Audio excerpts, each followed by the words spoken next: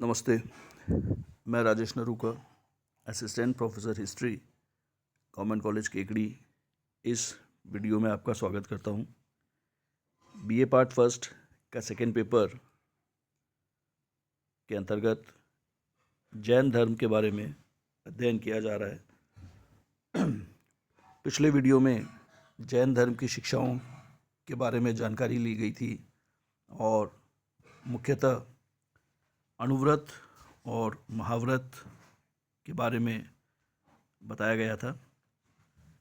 जैन धर्म की अन्य शिक्षाओं में निवृत्ति मार्ग को भी महत्वपूर्ण माना जाता है। जैन धर्म से पूर्व जो धर्म भारत में प्रचलित था, पौराणिक धर्म, और इसमें जो मुख्य बात थी वह यह थी कि प्रवृत्ति मूलक इस धर्म को माना जा सकता है, क्योंकि इसमें संसार के जितने भी सुख या वैभव हैं उन्हें प्राप्त करने की कामना की गई है और अटैचमेंट उसमें इम्पॉर्टेंट है। लेकिन जैन धर्म शुरू से ही डिटैचमेंट की भावना को महत्वपूर्ण मानता है, जिसको निवृत्ति मार्ग कहा गया है। यानी इस संसार में रहते हुए संसार के सुखों को न भोगना मुख्य जो फिलॉसफी है जैन धर्म की, वो कही जा सकती है। तो इस प्रकार से किसी भी सांसारिक चीज़ के प्रति कामना नहीं रखना, उनसे दूर रहना और उसमें लिप्त न होकर के उनका त्याग करना निवृत्ति मार्ग कहलाता है, जो कि जैन धर्म का सिद्धांत है। इसमें एक और सिद्धांत जीव और अजीव नाम से है। इसमें महत्वपूर्ण बात यह बताई गई है कि यह संसार जीव और अजीव दोनों से मिलकर ही बना है। जीव यानी कि जो भी जीवित चीज़ है, और अजीव जो इमेटीरियल है, जो कि मुख्य रूप से जिसमें किसी भी प्रकार से प्राण नहीं है। और जीव अजीव दोनों को ही इस संसार में महत्वपूर्ण माना गया है। दोनों ही शाश्वत हैं, दोनों ही सदा से रहे हैं, और इनके बीच का जो बैलेंस है उसको मेंटेन करते हुए जीव और अजीव को इस सृष्टि पर दोनों को महत्वपूर्ण माना गया है। जैन धर्म में जिस प्रकार से 5 अणुव्रत का महत्व है, उसी प्रकार से 7 शील व्रत इसमें बताए गए हैं। और अणुव्रतों के साथ साथ इन शील व्रतों का पालन करना भी जैन धर्म के गृहस्थों के लिए आवश्यक माना गया है।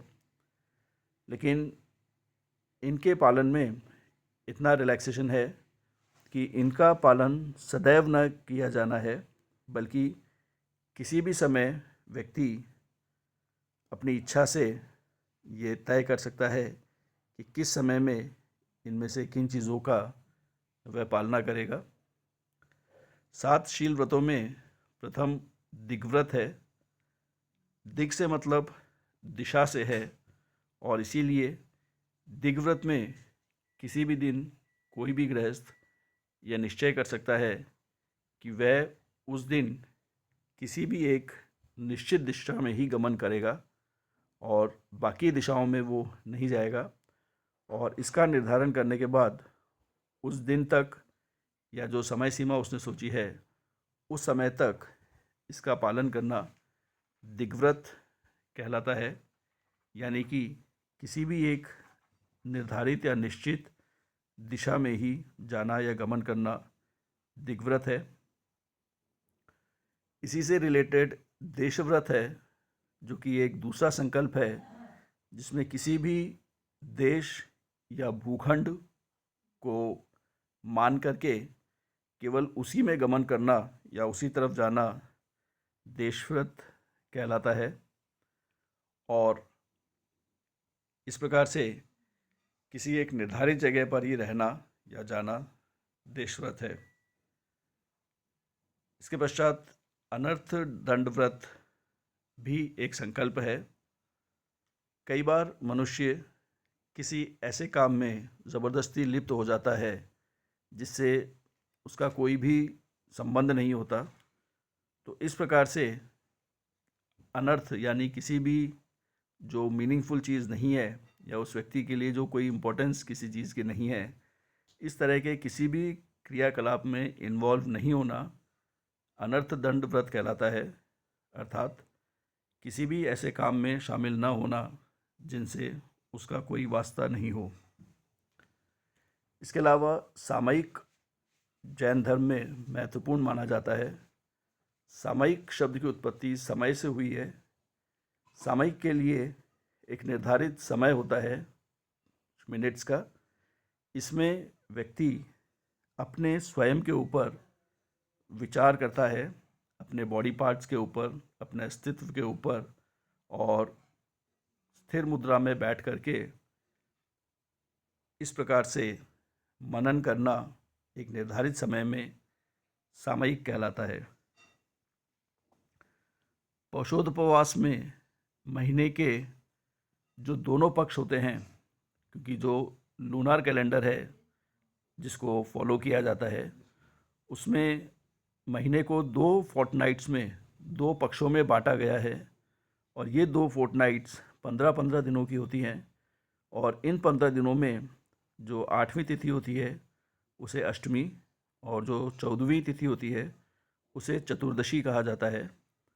तो महीने के जो दोनों पक्ष हैं, उन दोनों पक्ष की अष्टमी और जो चतुर्दशी तिथि है उसमें उपवास करना पौषोद्पवास कहलाता है।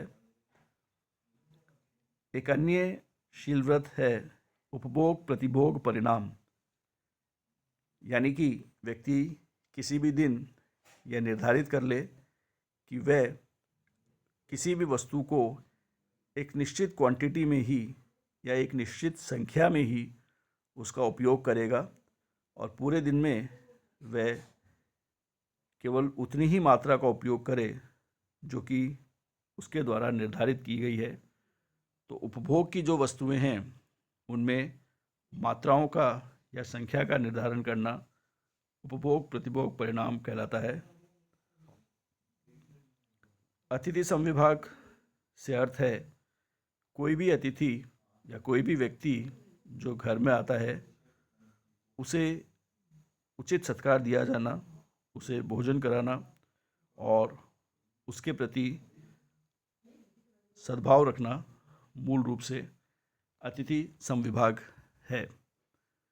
इस प्रकार समय समय पर स्वयं के शुद्धिकरण के लिए किसी भी गृहस्थ को विभिन्न जो संकल्प हैं जिन्हें 7 शील व्रत माना गया है, उन्हें उसकी अनुपालना सुनिश्चित करनी चाहिए।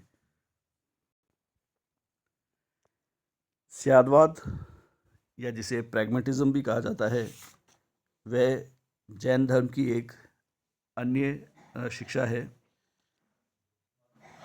इसमें मुख्य रूप से किसी भी चीज़ को पूर्ण सत्य को रूप में स्वीकार नहीं किया जा सकता, क्योंकि यह निश्चित है कि किसी भी व्यक्ति या किसी भी धर्म के बारे में यह नहीं कहा जा सकता कि उसका जो ज्ञान है या उसकी जो शिक्षाएं हैं वे अल्टीमेट हैं, क्योंकि पूर्ण सत्य किसी के भी द्वारा डिफाइन नहीं किया जा सकता।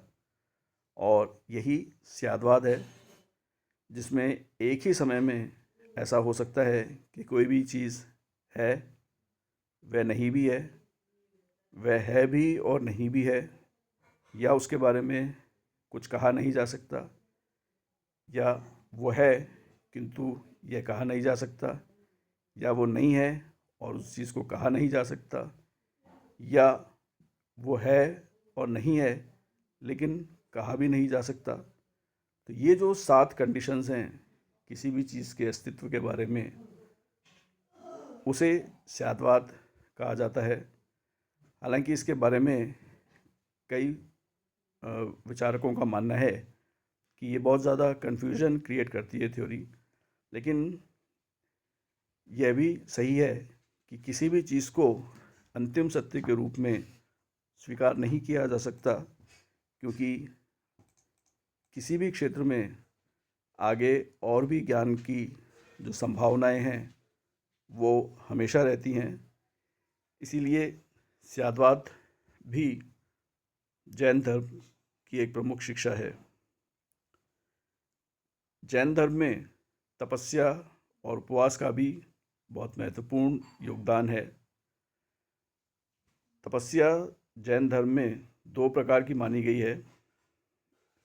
एक ऐसा तप जो कि बाह्य रूप से किया जाता है और इसमें किसी भी प्रकार से व्रत करना या फिर अन्न त्याग करना इसमें शामिल है।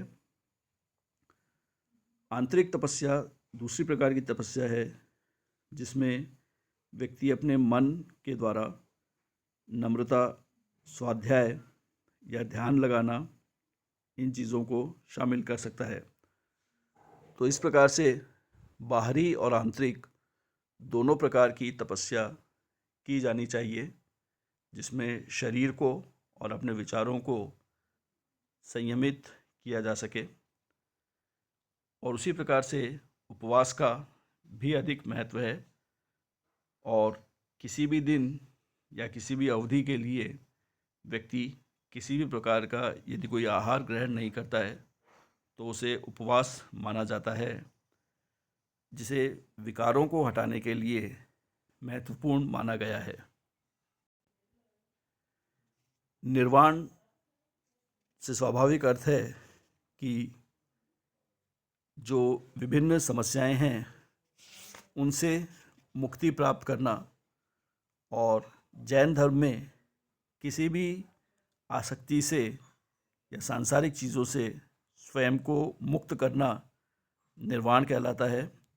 और यदि व्यक्ति अणुव्रतों का पालन करे, त्रिरत्नों का पालन करे, 7 शील व्रतों का पालन करे, तो निश्चित रूप से संसार में रहते हुए वह निर्वाण की अवस्था को प्राप्त कर सकता है।